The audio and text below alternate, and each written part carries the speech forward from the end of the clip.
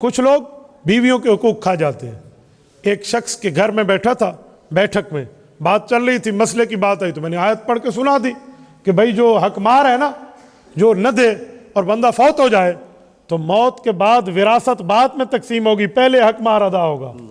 आप पूछ लें उलमा से, कुरान कहते हैं मिन बादी वसीयती यूसी बिहा औ दैन, पहले दैन, पहले कर्ज अदा होगा और कर्ज में हकमार है।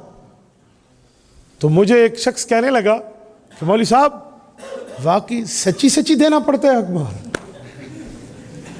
लाहौर के दोस्तों आप हंसोगे, हमारे तो वाकई देना पड़े। मैं तो समझा कागजी करवाई है भाई, मौलवी साहब ने लिख देना थे, दस्तखत कर देने ने, सच्ची देना पड़ता है। मैंने कहा जी देना पड़ता है। अब वो बंदा नाना भी है और दादा भी है। उसके जो बेटे बैठे हुए थे ना, उनने बटवे को ऐसे हाथ लगा, उसने कहा अब्बा हमसे लेकर अम्मा को हक दे दे, खुदा का नाम मन, अब तो हमारी औलादें भी आगे बड़ी हो गई हैं।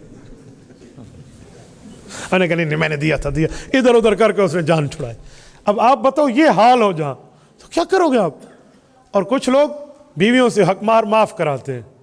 सही तरीके से माफ कराओ तो माफ होता है, गलत तरीके से माफ नहीं होता। गलत तरीका क्या है और सही क्या है दोनों सुनाता हूं।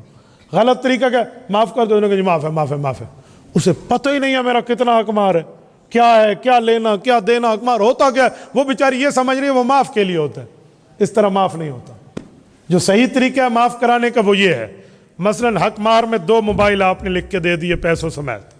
आप गए बेगम के हैंडओवर के दोनों मोबाइल, कहा ये अल्लाह रसूल की तरफ से तेरा हकमार है, ये अल्लाह ने भी तुझे दिया, रसूलुल्लाह की तरफ से भी तुझे मिला, इसके स्याह सफेद की तू जिम्मेदार है।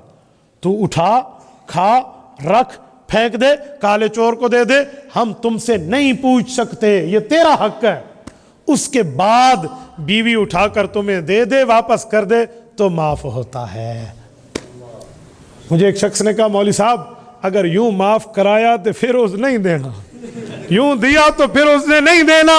मैंने कहा जब नहीं देना तो तू माफ क्यों कराता है, तू माफ क्यों करा रहे। तो भाई ये भी हुकूक है ना, तो इस पे भी देखना पड़ता है कि मामला चले कैसे और मामला हो कैसे और बात बने कैसे। ये छोटी छोटी चीजें होती हैं, ये समझने की चीजें हैं। ये आप उलमा से बैठोगे, पूछोगे इनसे, ये आपको बताएंगे।